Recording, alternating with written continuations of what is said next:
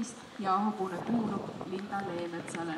Oma stardiks võib ettevalmistusi tulla tegema Keili Hiielaid. Meil Lehtsaar hobusel Safiria 4 karistuspunkti.